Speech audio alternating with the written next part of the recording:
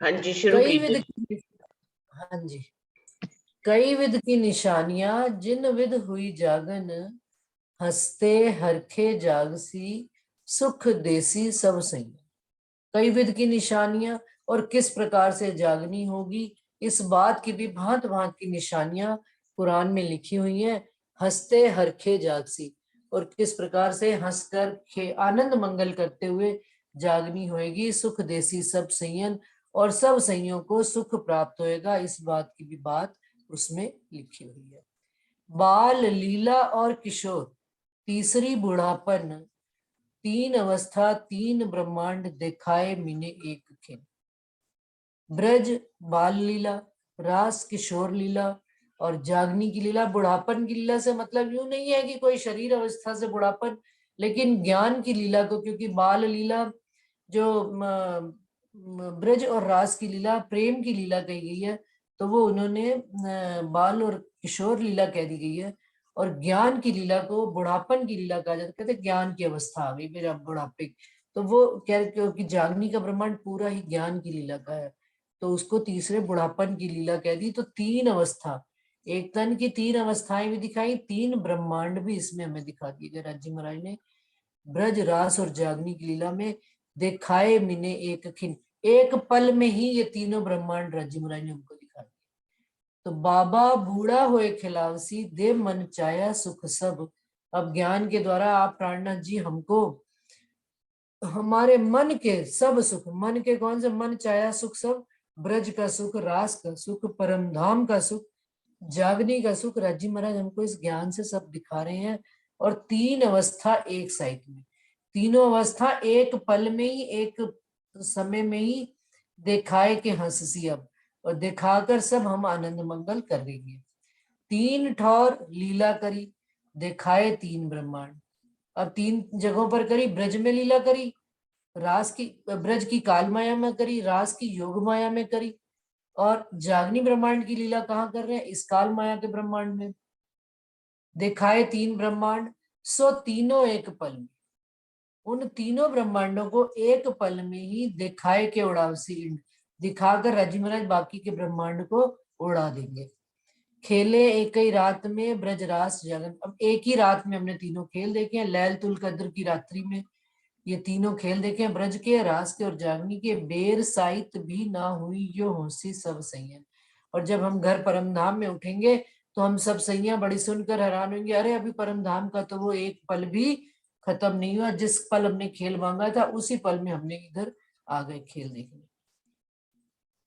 बीच ब्रह्मा, वो उनका आता है ना प्रसंग, लालदास जी को किसका प्रसंग सुनाया था कि वो चंदन घिस रहे थे और वही पल में उन्होंने कितने ब्रह्मांड देख लिए। मार्कंड ऋषि, मार्कंड ऋषि का, मार्कंड ऋषि का, राइट। तो वो सेम उसी प्रकार वो प्रसंग भी याद, मार्कंड की भांति हम परम धाम में वो खेल देखते हुए एक पल भी नहीं बीता होगा, और यहाँ सदियां बीत गई, तीन ब्रह्मांड बीत गए। बीच ब्रह्मांड न युग कोई, बरस मास न दिन, खिन में सब दिखाए के दोए साखे करी जागन। और बीच ब्रह्मांड न युग कोई, अब जब हम उस एक पल में जाएंगे तो उस एक पल में ना तो कोई ब्रह्मांड होगा, ना युग होंगे, ना बरस होंगे, ना मास होंगे, ना, और दोए साखे करी जागन। और जागने के लिए राज्य महाराज ने जो दो दो साक्षियां दी हैं, वो भी सारी साक्षियां बीच में हमको, वो साक्षियां हमें गवाही देंगी। लेकिन राज्य की और रूह की और सारे तीनों ब्रह्मांड में जो खेल हुआ है, जो हमने देखा है, वो सारा धनी हमको दिखा देंगे, बाकी का कोई बीच में बात नहीं रहेगी। दाना एक खसखस का, तामे दिखाए 14 भवन। सुंदर सा जी, खसखस का दाना देखा, एक हाथ में भी नहीं आता, इतनी बारीक होती है खसखस। उसके बीच में उन्होंने हमें 14 भवन दिखा दिए। सो दाना फेर होए सी तुम देखोगे सब जन, और ये दाना फिर ब्रह्मांड ये होता रहेगा, ये सारी दुनिया देखेगी। लेकिन हमको राजी महाराज ने एक खसखस के इतना बारीक खेल दिखाया, इतना इतना राजी ने कहते हैं कि इतना हल्का है खेल, लेकिन हमने उसको कितना ब्रह्मांड को भारी बनाया हुआ है, ये हम सब सुंदर साथ जी जानते हैं।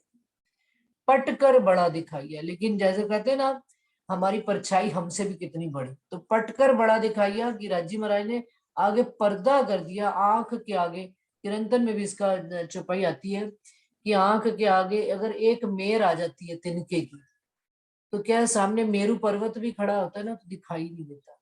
तो धनी हमारे सामने है, लेकिन यदि हमारे आगे, आंख के आगे एक तिनका भी आ गया, तो धनी नहीं दिखाई दे रहा, माया ही माया दिखाई दे रही है। माया इतनी बड़ी होकर दिख रही है, क्यों? क्योंकि धनी से नजर हट गई है। पटकर पर्दा, पटकर बड़ा बनाइया, बड़ा दिखाइया, 14 तबक बनाए, तुम पर हंसी करके देसी पटोला। और राजी महाराज लास्ट में, अंत में क्या करेंगे? एक हंसी करेंगे, एक ताली बजाएंगे और देसी पटोड़ा। और जैसे ही आंख से वो पर्दा हटा, आगे मोटा पर्दा आ गया, पर्दे के आगे प्रकाश कितना भी हो, लेकिन पर्दा ही जब मोटा लगा हुआ है तो हमें दिख ही नहीं सकता पर्दे के पार का। तो अब जब रज्जी चाहेंगे तो एक पलक में हंसी करेंगे, देखो तुमने क्या, और वहीं जहां बैठे थे वहीं के वहीं हम जाग जाएंगे।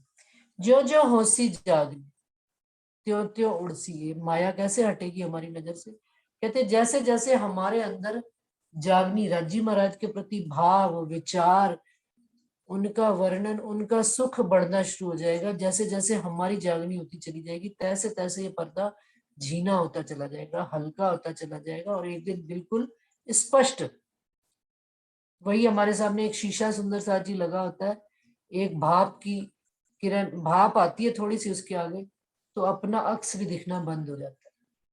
और देखिए उसी भाप को जरा सा एक हाथ से यूं पोछा, साफ किया, तो सारा अक्स अपना प्रतिबिंब दिखना शुरू हो जाता है, आमने सामने हो जाते हैं हम धनी के। तो यही चीज ऐसे इसमें राजी महाराज बता रहे हैं कि जिस पर्दे को हमने इतना बड़ा बनाया हुआ है, वो कहते हैं एक खसखस के दाने में खेल उन्होंने दिखा दिया। पिया जी जो जो हंसी जागनी, त्यों त्यों उड़सी ए, देखोगे सब नजरों, पिया हंसी करी है जे। और ये सारी चीजें राजी महाराज हमको हमारी नजरों से दिखाएंगे कि राजी महाराज ने किस प्रकार से हमारी खेल में हंसी करी है। सुंदर सा जी, ये चीज परम धाम में तो जो होएगी सो होएगी, लेकिन हमको यहाँ पर भी साथ साथ अपने, यदि हम आत्म विवेचना करनी शुरू कर दें, आत्म निरीक्षण करना शुरू कर दें, तो हमें यहाँ पर भी अपनी हंसी स्वयं दिखनी शुरू हो जाती है। ये भी धनी की मेहर से ही दिखनी शुरू हो जाती है।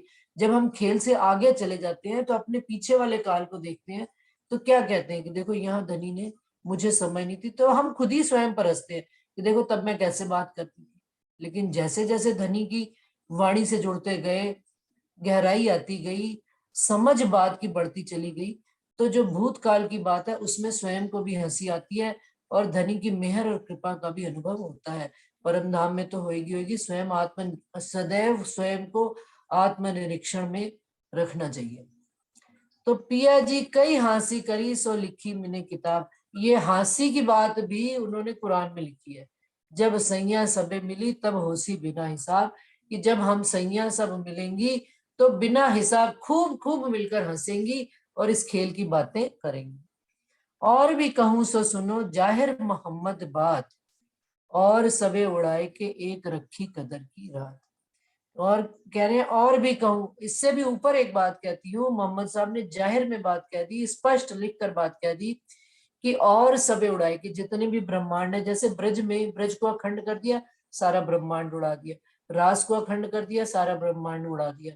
इस प्रकार से इस तीसरे खेल में भी जागनी के ब्रह्मांड में राज्य हमारी आपकी रूहों की सारी बातों को छोड़कर, भाई पहली भिष्ट में हम अखंड हो जाएंगे, दूसरी में अखंड हो जाएंगे, बाकी जितना ब्रह्मांड है सब एक एक करके साथ साथ लय होता चला जाएगा। जैसे इस बात का थोड़ा सा विस्तार में समझ लेते हैं कि देवचंद्र जी के बारे में, देवचंद्र जी के समय में कितनी लीला हुई, कितने साल का उन्होंने जीवन जिया, 84 वर्ष का, लेकिन मूल मूल बातें ही 313 वासनाएं जगी, उनके साथ मूल मूल क्या क्या बातें, केवल वही अखंड रहेगी। इसी प्रकार से इंद्रावती जी के साथ उनकी 74 वर्ष की लीला हुई। समय 74 से थोड़ा ऊपर नीचे भी हो सकता है, इसमें ना पड़े, बात का सार समझने की कोशिश करें कि उस समय की भी जो मूल सारी बातें थी, सुंदर साथ के साथ जो रहस्यमयी बातें थी, उस बातों का सारा प्रसंग आया, बाकी का सारा ब्रह्मांड लय हो गया। इसी प्रकार से इस जागनी के ब्रह्मांड में हमारी और रूहों की बातें, मूल मूल बातें जो हमने धनी के साथ कही, हमने धनी सुंदर साथ के साथ करी, वो सारी बातें अखंड हो जाएंगी, बाकी माया हमारी सारी लय हो जाएगी। सारा एक रखी और सबे उड़ाएगी, और बाकी सारी चीजें उड़ जाएंगी, सिर्फ एक रखी कदर की रात, एक लैलतुल कदर की रात्रि को उन्होंने एक बना के रखा अखंड अवस्था में। सब रोशनाई इनमें सांची कहियत है जे, उतरी है पिया पास थे रात नूर भरी ए। सब रोशनाई इनमें, सारा प्रकाश इन तीनों इस लैलतुल कद्र की रात्रि में ही है, साची कहियत है, जिसको राजी महाराज ने सच्चा कह दिया है।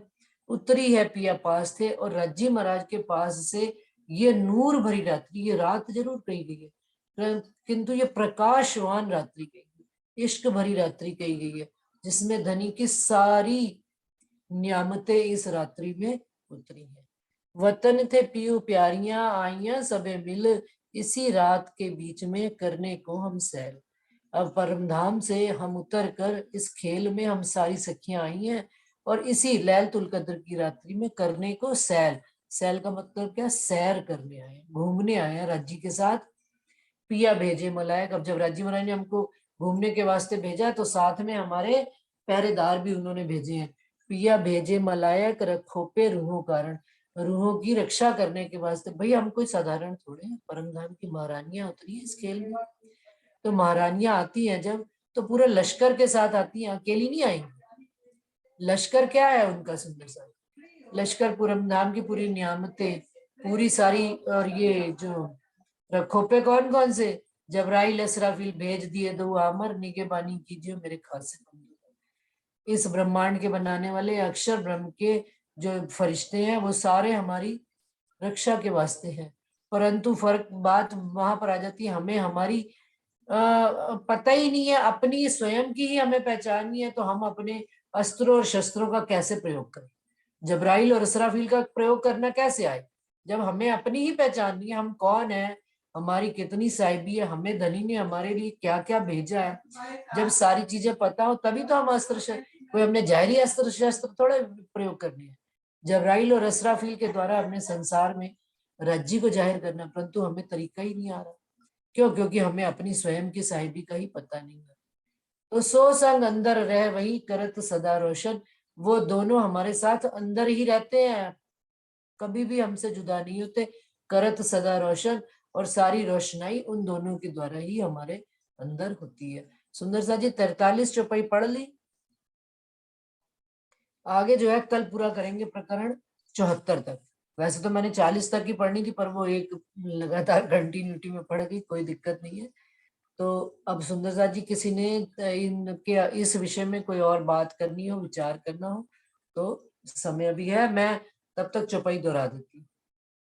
पिया भेजे मलायक रखो पे रूहों कारण, सो संग अंदर रह वही करत सदा रोशन, करत सदा रोशन। बोलो श्री प्राणनाथ प्यारे की जय, बोलो श्री सतगुरु महाराज की जय। प्रणाम जी सुंदर साथ जी, प्रणाम जी।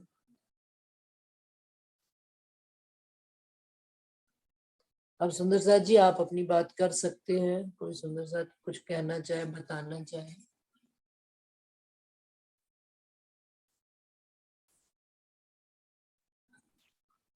प्रकरण लीजिए ना आज दीदी, आगे चलाओ ना। आगे चलाए। हाँ सुंदर साथ जी सबको क्लियर है बात? जी।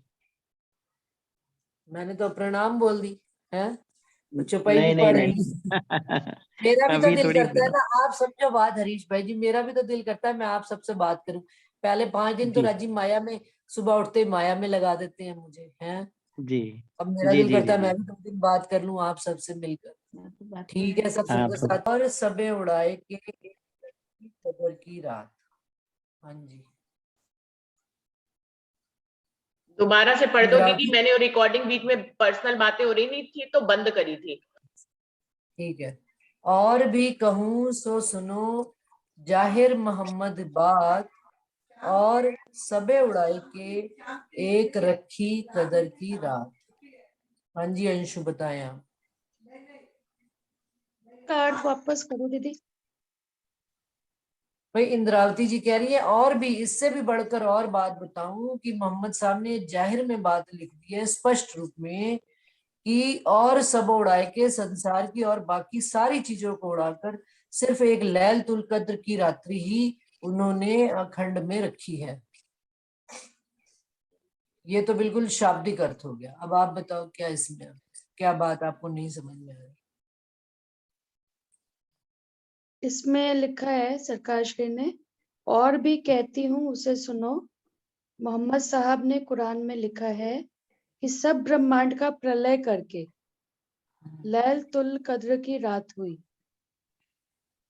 सब ब्रह्मांड का प्रलय करके, तो जैसे ये एक आगे? बार पहले भी बात हुई थी ना कि इस ब्रह्मांड के अलावा और भी ब्रह्मांड चल रहे हैं जिसकी हमें खबर नहीं है। ऐसे और भी कई ब्रह्मांड, अक्षर ब्रह्म के कई ब्रह्मांड चलाते रहते हैं वो।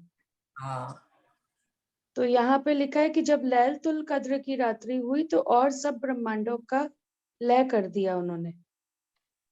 मतलब सिर्फ अब इस सारी टाइम पे यही रात्रि चल रही है, यही ब्रह्मांड हाँ चल रहा है, और वैसे इस- कई ब्रह्मांड चलते हैं अक्षर ब्रह्म के। क्योंकि सारी न्यामतें सारी पावर सारी शक्तियां अब इसी ब्रह्मांड में उतरी हुई ना, कलयुग के ब्रह्मांड में। तो सारे ब्रह्मांड उन्होंने ले करके सबका कंसंट्रेशन जो कंसंट्रेशन ऑफ पावर है वो इसी ब्रह्मांड में लैलतुल कद्र की रात्रि पे आई हुई है।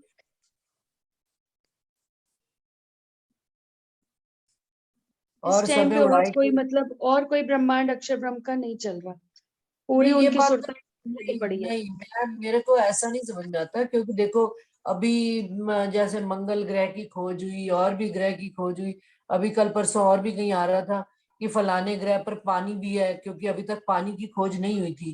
तो यहाँ तक कि कहा गया कि दूसरे ग्रहों पर समुद्र जैसी चीजें महसूस हो रही है कि जैसे 14 लोक में कितने समुद्र है तो उन्हीं ये मतलब पृथ्वी लोक पर कितने समुद्र है उसी तरह से और लोकों में भी समुद्र भी है।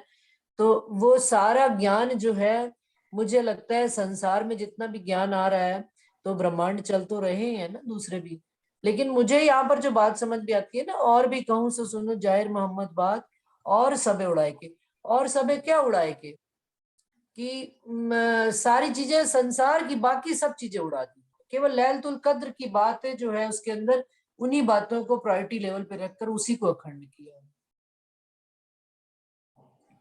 बाकी रुचि भी बैठी है, रुचि ने अभी जैसे बताई थी। रुचि आप बताओ आपको क्या बात इसमें समझ में आती है? डॉली बाकी दीदी का है ब्रह्मांड तो कहते हैं ना ये पूरा का पूरा ब्रह्मांड अखंड हो जाएगा। नहीं तो सारा ये ब्रह्मांड तो भी नहीं अखंड होएगा, नहीं सारा अंशु, ब्रह्मांड तो भी अखंड नहीं होगा। ऐसे विष्णु नहीं के अंदर अखंड होगा, जाएंगे। इसमें कई बुराइयां भी तो हो रही है ना। आप देखो ना, लोग जो है मार काट रहे हैं, नफरत कर रहे हैं, या हम कहें रेप हो रहे हैं, ये सब अखंड करने लायक थोड़ी ना है।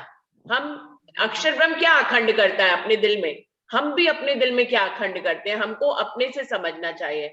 हम अपने दिल में क्या अखंड करते हैं? जो सुनहरा होता है, जो अच्छा होता है, जो राज्य से रिलेटेड होता है, हम उसी को। और अक्षर ब्रह्म राज्य की लीला देखने आया। खेल तो वो सदैव से देखता था, वो तो खुद ही बनाता था खेल। उसको खेल का कुछ भी अखंड करने को नहीं है ना, उसको वो आगे भी बनाएगा। उसको खेल का क्या अखंड करना है? उसमें जहां जहां राज्य की लीला हो रही है सिर्फ उसको ही उसने अखंड करना है। ये उसका कहने का भाव है इस चौपाई का, कि और सबे उड़ाए के जहां पर जहां जहां राज्य की लीला हो रही है वो लीलाएं अखंड होंगी। इसीलिए कहते हैं कि बैठक ना कीजो बंद, क्योंकि ये बैठक हमारी जो भी बैठकें हम करते हैं, राज्य का मंथन करते हैं, वाणी पढ़ते, जहां जहां वाणी की गुंजार होगी वो सब जगह अखंड होगी। इसीलिए जगह जगह कहा गया कि बैठक को नहीं बंद करना है। और नफरत की बातों को तो मिटाने के लिए क्या है, वो अभी मिटाने के लिए कह रहे हैं, फिर योग माया में अखंड करने की बात तो हो ही नहीं सकती। वो तो कहते हैं अभी भी अपने दिल से सारी निगेटिविटी को खत्म करना है, तो पॉजिटिव बातें ही अखंड होंगी। और वही राज्य की लीला जहां जहां हो रही है उसको अखंड करने की बात कही जा रही है। मेरे अनुसार तो ऐसा ही। नहीं बिल्कुल यही अर्थ है, विस्तार में बिल्कुल सही समझाया, मेरे को भी यही भाव समझ में आता है और दीदी यही ही इसका है। और सबे उड़ाए के देखो मैंने ये अभी पहले भी ये बात स्पष्ट करी थी इसमें कि सदगुरु देवचंद्र जी का प्रसंग आया या इंद्रावती जी के समय का प्रसंग आया, उसमें उन्होंने मुख्य मुख्य सारा वर्णन जितना भी किया है लीलाओं का ही वर्णन किया। उस समय क्या, उस ब्रह्मांड काल में जब देवचंद्र जी का काल चल रहा होगा, बाकी कितनी बातें हुई होंगी, लेकिन उन्होंने बाकी बातों का कहीं वर्णन नहीं किया। 313 वासनाएं जगी, उनको कैसे ब्रजरास की लीला करते थे, या जागनी के पे उन्होंने 69 पातियां लिखी। केवल उन्हीं उन्हीं बातों का, जो जो राज्य से रिलेटेड बातें थी, केवल उन्हीं बातों का वर्णन विस्तार से किया है। और उसी को ही हमें भी अखंड करना है, और उसी को अक्षर ब्रह्म भी अपने अंदर अखंड करना है। हाँ अंशु, आप क्या करते हैं, अब बात कहो अपनी। दीदी इसका उदाहरण इससे भी तो ले सकते हैं, जो ब्रिज की लीला अखंड हुई थी, क्या उस समय और हाँ। कुछ नहीं था ब्रिज के अलावा? सही बात है, था, लेकिन हाँ उन्होंने ब्रज को हाँ ना, तो ब्रिज को ही अखंड किया खाली, बाकी सब लय हो गए और ब्रिज अखंड हो गया। बिल्कुल ऐसे ऐसे समझ सकते हैं हम। बिल्कुल सही सब बात सुंदर है, समझ। बिल्कुल। सब सुंदर साथ के चरणों में प्रेम प्रणाम जी। प्रणाम जी, प्रणाम प्रणाम। प्रणाम। और इवन यहाँ तक कि जो बुराइयों का नाश हुआ कृष्ण जी के द्वारा, जैसे जितने राक्षस थे, बकासुर, हाँ ये पूतना और ये और वो, इन सब को भी उन्होंने अखंड कर दिया, क्योंकि राजी महाराज के द्वारा उन्होंने मुक्ति पाई थी कृष्ण जी के तन से। भाई कहते हैं कि मुक्ति भी उनके हाथों से, मतलब उनके हाथों से मौत मिलना भी तभी, मुक्ति भी तभी मिलती है। ये बात अपन ने आगे प्रसंगों में पढ़ी हुई है, ये ब्रज की लीला में सुना हुआ है कि जिन्होंने, जो बकासुर या पूतना या जो भी थी, ये कोई पुराने काल के बड़े बड़े ऋषि मुनि थे, तपस्वी, जिन्होंने कहा था कि मुझे उन्हीं के हाथ से मृत्यु प्राप्त हो, तो वो कृष्ण जी ने ही उनको मारा, उनकी मांगनी कही हुई बात को ही पूरा किया गया। ये मुझे पूरा प्रसंग याद नहीं आ रहा, लेकिन ये बात सही है कि ब्रज में केवल वही बातें खंड की गई। सही है राधा, आप बिल्कुल सही कह रहे हो। हाँ जी, और कोई सुंदर सा। और एक बात और थी राधा दीदी, जो कल मोमिन कौन में आपने जो गवाही भेजी है, उसके बारे में भी मंथन किया, बहुत से सुंदर साथ के फोन भी आए कि इसको प्रकरण को दोबारा से पढ़ा जाए, जो बीतक में प्रकरण है जहाँ पे मुल्ला कायम की, उस बात को आज दोबारा से क्लियर करना चाहेंगे, क्योंकि सुंदर साथ सभी अब जो जुड़े हुए हैं वो चाहते हैं कि हर बात बिल्कुल क्लियर ही हो, वो ऐसी ना रह जाए कि अधूरी रह जाए। तो आपने उसमें जो गवाही दी है, उस प्रकरण को मैंने दोबारा से पढ़ा था बीतक साहब में, तो उसमें ये जरूर लिखा है कि वो मुल्ला कायम, जो जिनको पैसों के लिए रखा गया था कुरान का अर्थ करने के लिए, बाद में उनको शिरजी साहिब जी पे ईमान आया और वो 12 मोमिनों में शामिल हुए संदेश देने के लिए। लेकिन पूरा प्रकरण पढ़ने के बाद मुझे कहीं पे भी ये गवाही नहीं मिली कि वो जीव सृष्टि थे, ऐसा नहीं कहा गया। उनका बाहरी व्यक्तित्व बताया गया कि वो आए शिरजी साहिब जी से जुड़े इस ढंग से थे कि उन्होंने कुरान का अर्थ करने के लिए उनको पैसे के लिए रखा था, और वो नानिया फिरका के थे, ये उनकी जात बताई गई है उस समय की। लेकिन जहां जहां राजी महाराज ने पूरी, मतलब आगे इस प्रकरण में सिर्फ वही प्रकरण पढ़ा है, मुझे नहीं मालूम, इस प्रकरण में उन्होंने कहीं पे भी ये नहीं कहा कि वो जीव सृष्टि थे, ये बताया कि उनकी नौकरी ये थी, वो नानिया फिरका के थे, उनकी नौकरी ये थी कि वो पैसे लेके कुरान का अर्थ करके शिरडी साहिब जी को सुना रहे थे। अर्थ करते करते उनको इतना भाव आ गया शिरडी साहिब जी के ऊपर कि वो फना होने के लिए तैयार हो गए, तो 12 मोमिनों में शामिल हुए। लेकिन वो जीव सृष्टि है, ये कहीं पे भी उस प्रकरण में क्लियर नहीं है राधा दीदी। इसको दोबारा से और सुंदर साथ पढ़े और इसको और क्लियर करना चाहते हैं सुंदर साथ कि कहीं पे गवाही नहीं है। वीनू, मैंने कल आपकी सारी ब्रह्म सृष्टि कौन सी फिरके की है? नाजी फिरका ढूंढो, नाजी फिरके को, नाजी फिरके वाली ब्रह्म सृष्टि होती है, तो नानिया फिरका कैसा हो गया फिर? नानिया ये ये भी उनकी तो देखो जाति आप। जात बताई गई है। अच्छा, उस समय फिरके में कहते हैं ना, नाजी फिरका ही ब्रह्म सृष्टि कहलाती है। उससे नहीं, वो यहाँ पर ठीक कह इसको रही है उस ढंग से नहीं जोड़ पा रहे हैं, उस ढंग से तो नहीं जोड़ेंगे, बाकी और सुंदर साथ बताएं। अच्छा। लेकिन जगह जगह जैसे भाव सिंह है, भाव सिंह का प्रसंग आता है तो राजी ने उसमें बिल्कुल क्लियर किया है कि वो ईश्वर सृष्टि थे, वो ईश्वर सृष्टि थे, ऐसा बिल्कुल क्लियर किया है उन्होंने। ऐसे ही एक जो थे ना बाड़ेल के ब्राह्मण, जो शिरडी साहिब जी के पीछे पीछे घूमते रहते थे, पानी में भी डूब गए थे, उनको दिन और रात की सुध नहीं थी, इतनी उनकी सुरता लग गई थी, उनके बारे में भी उन्होंने क्लियर किया कि वो ईश्वर सृष्टि थे।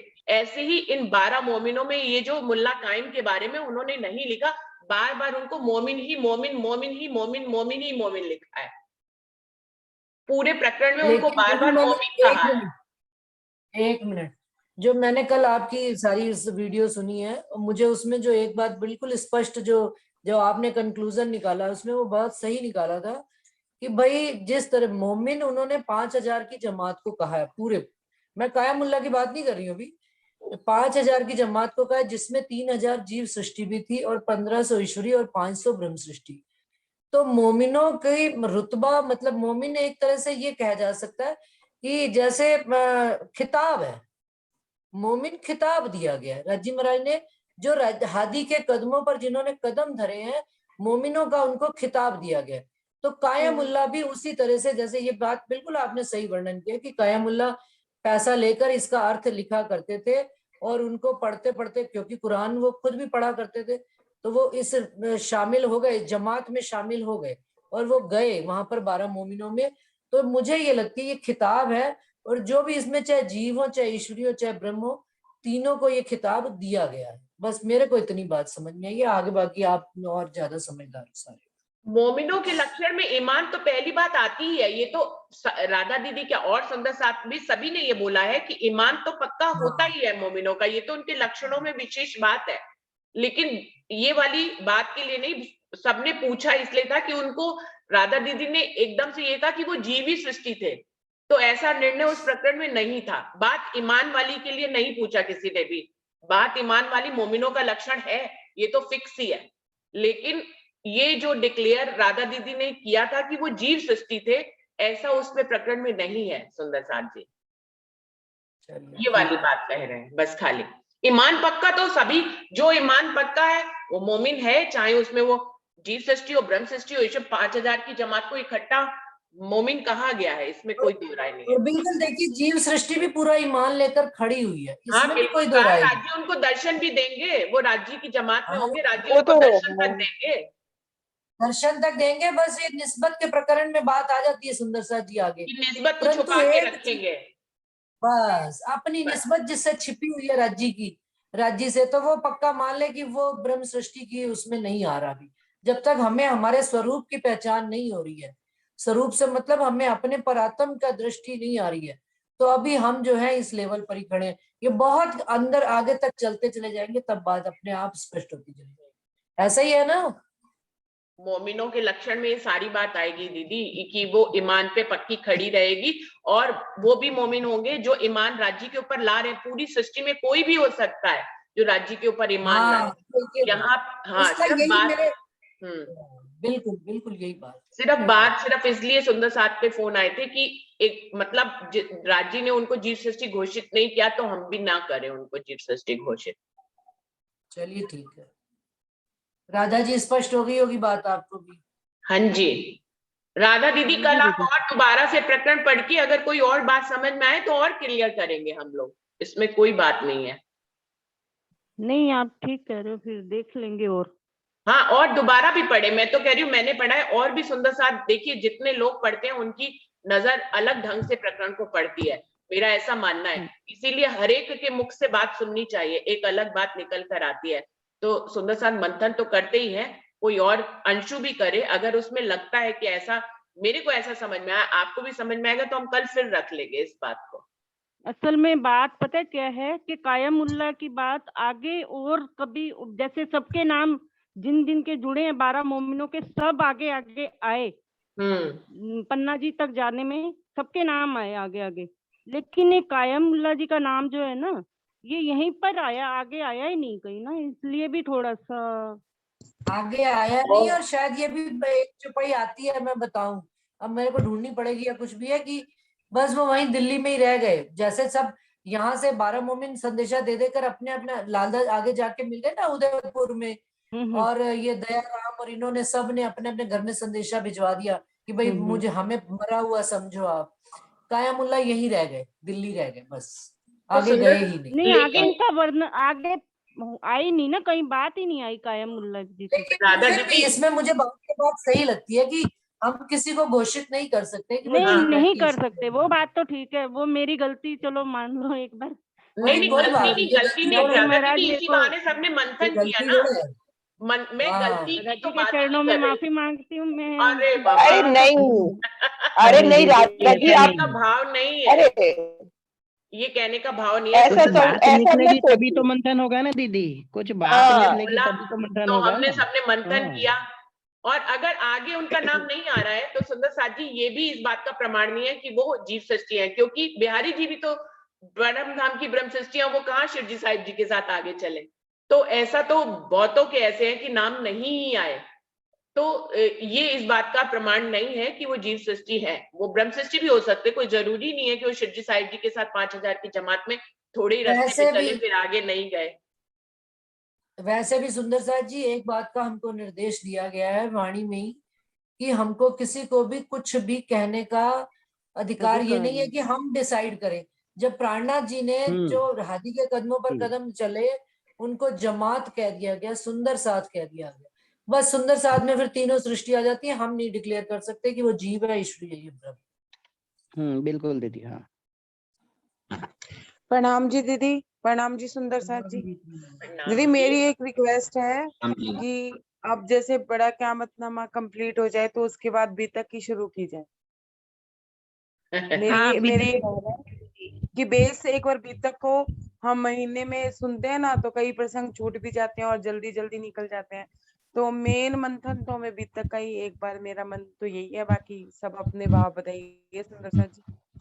हाँ मैं भी वही तो बोल फिर- रही हूँ, बीतक शुरू करो दीदी। तो फिर इंदु दीदी से हम श्रृंगार ग्रंथ सुनेंगे। हाँ बिल्कुल, यही मैं कहने वाली थी। प्रणाम रुचि जी। दीदी से बीतक सुनेंगे। और रुचि दीदी बीतक सुनना जरूरी है। ये भी सही है, बिल्कुल सही है। और श्रृंगार ग्रंथ इंदु दीदी जी से हम सुनेंगे और बीतक रुचि दीदी से। ठीक है, बीतक साहब तो सुंदर साथ इन्हीं जी। सुनाएंगे। क्योंकि नहीं, मीनू कल ने सब बहुत लोग इस बार बात के लिए की फोन है। कर रहे थे ना कि आप बड़ा क़यामतनामा खत्म होने वाला है, अब आगे क्या शुरू करने वाली है। तो मैंने कहा भाई जैसे सब लोग आदेश करेंगे वैसे कर लेंगे। तो मैंने कहा, मैंने अपने, सबने पूछा था कि आपका मन क्या है, तो मैंने कहा मेरा मन तो श्रृंगार करने का है।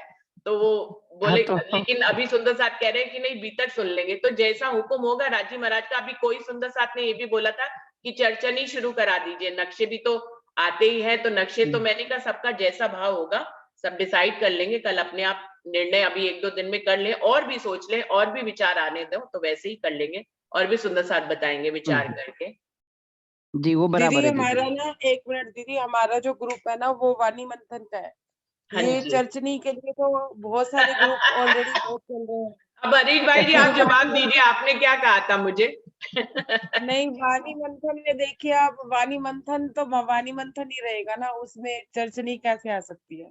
ऐसा है, वाणी के तो राज्य के तो सभी अंग है। मैं ये नहीं कह रही कि चर्चनी बिल्कुल शुरू है। करिए, ये मैं नहीं कह रही। और लेकिन हरीश भाई जी इसका जवाब देंगे। उन्होंने मुझे कहा था कि दीदी चर्चनी शुरू करिएगा। मेरा भाव था चर्चनी का दीदी। हाँ जी, हंसाबेन और हरीश भाई ने कहा था कि फोन करके कि चर्चनी शुरू करिए। तो रंजना बोली नहीं बीतक शुरू कराएंगे, उनको मैं मना लूंगी अपने आप ही।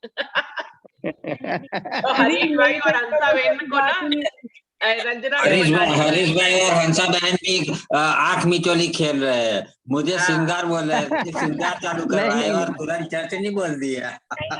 मेरा भाव ये था कि मार्फत सागर के बाद मतलब क़यामतनामे को पढ़ने के बाद फिर श्रृंगार को पढ़ने का एक अलग आनंद होता है। रिकॉर्डिंग बंद कर दो ना।